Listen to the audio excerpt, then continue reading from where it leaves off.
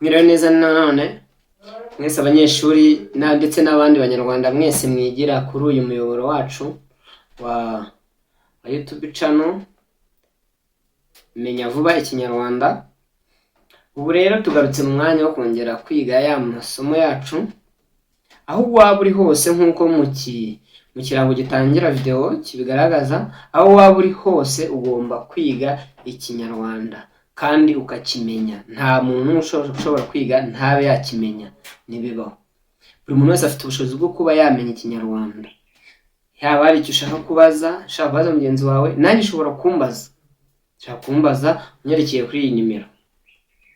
Uyu mwanya rero reka twikomereze, tugiye kwirebera tugiye kwibanda ku bisigo, ariko turibanda hano ibisigo nyabami. Muretse ko harimo ibice bibiri, hari ibisigo byo muri rubanda, noneho hari ibisigo byo muri rubanda bisingiza rubanda bonyine, rubanda nyamwinshi hatarimo abami n'ingoma zabo. Ariko no mu ibisigo nyabami byo bisingiza abami ndetse n'ingoma zabo. Nuvuga amateka y'abami, abami n'ingoma zabo byose nicyo bigira nicyo ibisigo bigira babigamije kurata cyane. Ubu rero reka twirebere ibisigo nyabami ubundi byatangiye ryari, ninde wabitangije, reka tubyibandeho. Ubundi twose cyane batubwira ko ibisigo nyabami byatangiye ku ngoma y'umwami Ruganzu Ndori. Nibwo hatangiye ibisigo, nibwo byatangiye kwitwa gutyo. Mbere ubundi ibi bisigo rero byitwaga ibinyeto. Ibi binyeto rero akaba bitukomoka ku nshinga kunyeta. Yego, mu binyeto rero wavuga ko ababihimbaga hano yari abenge, ntabwo yari abasizi icyo gihe, kuko ntabwo abasizi bakomoka ku nshinga gusiga. Rero hano ababisigaga bitwaga abenge. Hano rero bavuga ko umwenge yahangaga agasigo kagufi katarengeje nk'imikarago 20, kakaba ari ak'umwami umwe gusa. Nuko ko nyine ntabwo ari nko mu bisigo. Hano rero umwenge yaravugaga ati wenda reka mfate agasigo kamwe, reka mfate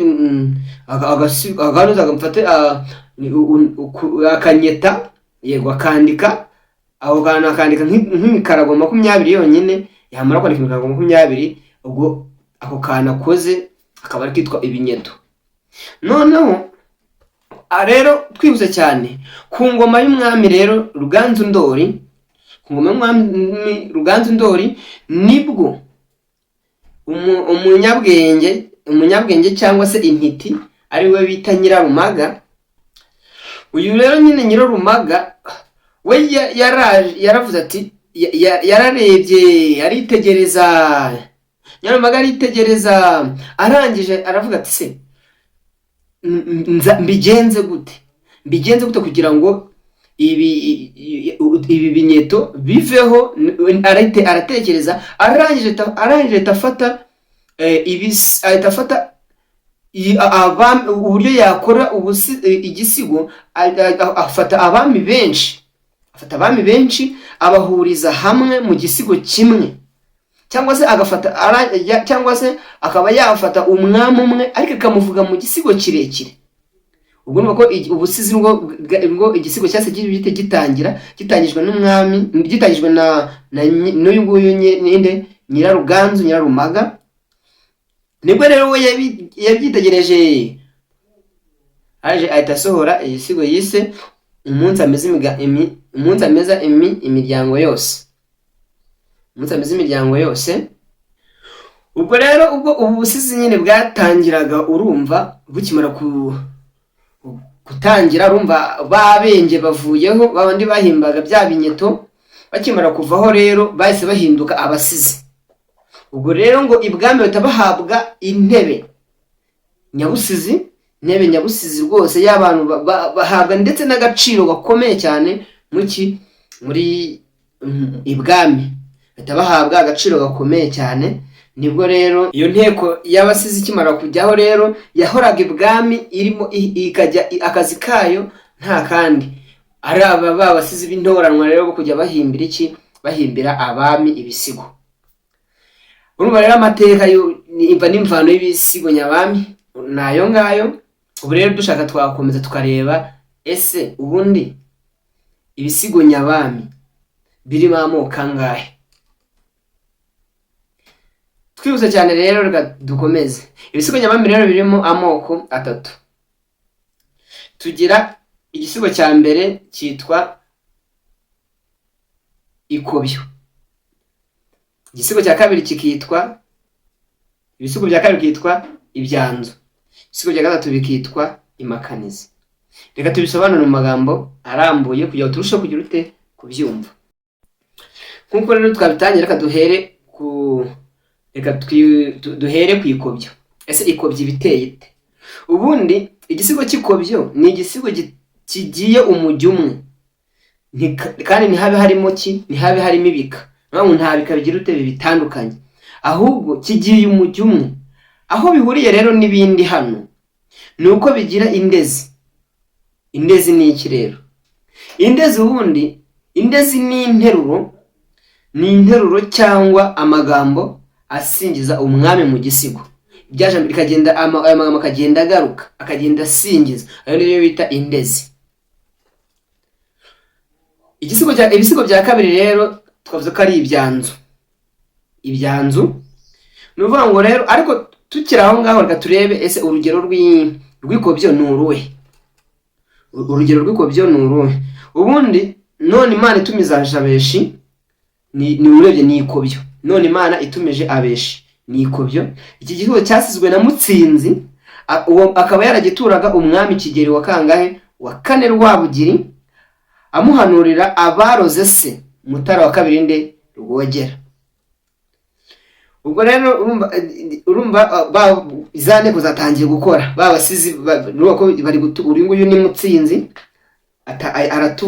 atuye igisigo cy'ikobyo, agitura umwami Mutara wa kangahe. Umva ahantu ubusizi bwase bugarukiye, urumva ko buracyari kugenda, urumva ko biri kugenda bufata indi ntera, batangiye gusiga.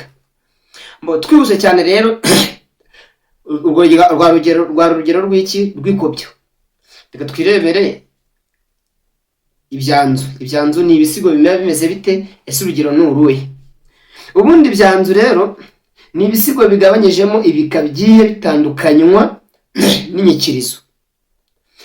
Ni ibisigo bigiye bitandukanye, ni ibisigo birimo ibika bikaba bitandukanywa n'inyikirizo. Ahangaha rero mu byanzu havugwamo abami benshi, ariko kitonderwa, nubwo havugwamo abami benshi, ariko ntabwo bakurikiranye uko bagiye bima iki ingoma.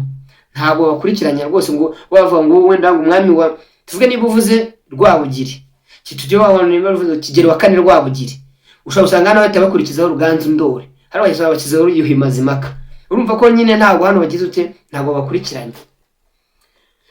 Ibyanzu turakibonye, turebe urugero rwacyo rero. Ariko ndabona no mu rugero muzagenda mujya mumenyeramo ibintu.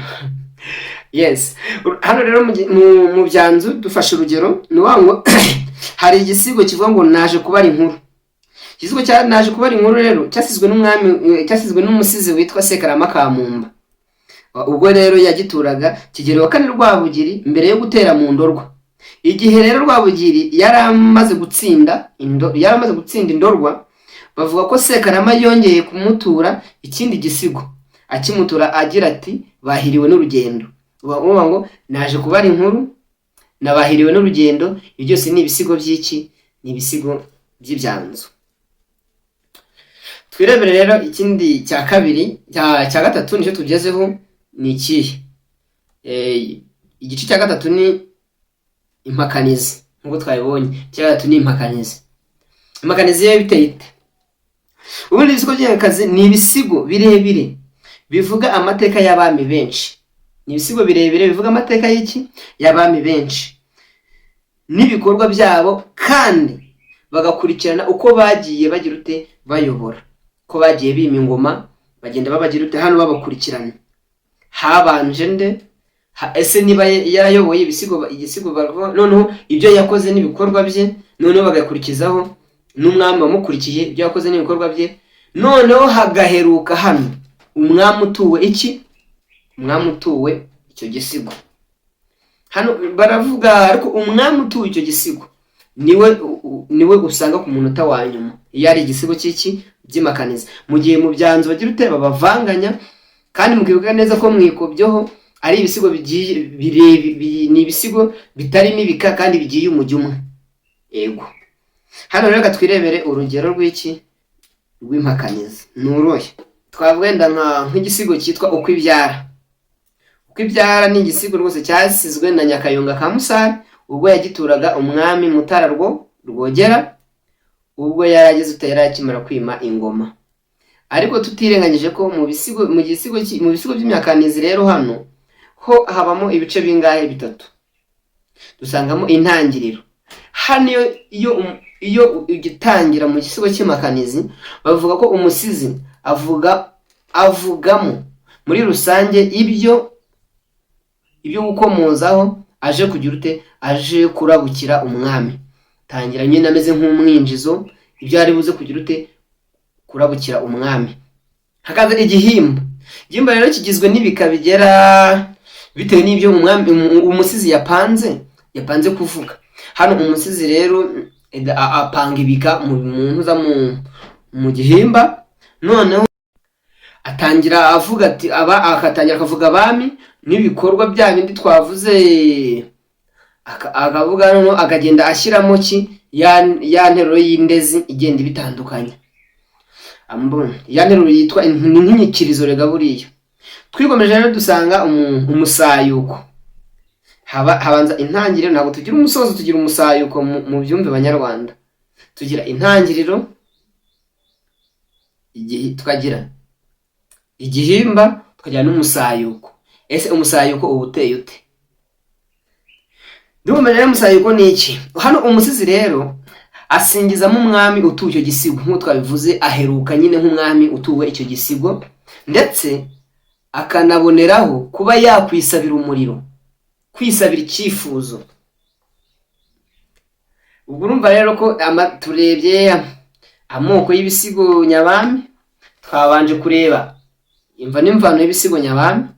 Reka rero ubutaha tuzaze twirebera ubundi ibisigo nyabami n'abami bagiye bagira ute, bagiye babisigirwa. Ibisigo nyabami n'abami byasigiwe. Tuzareba ibisigo nyabami nyine n'undi ngo ari byo turimo, noneho turebe ese ni bande bagiye babyitirirwa bakaba batura. Tuzagenda tunyuramo muri make, kandi nanabitsa ko tuzareba n'icyo bita ibisigo by'ibyuma. Ibisigo by'ibyuma ni ibisigo byari bimeze bite, mbega byagenze bite, amakimbirane yateye bute. Niba mbateye amatsiko muzabe muri tayari dukomeza. Ndabakunda cyane rero banyarwanda, banyarwandakazi, ndetse namwe muri hirya no hino ku isi.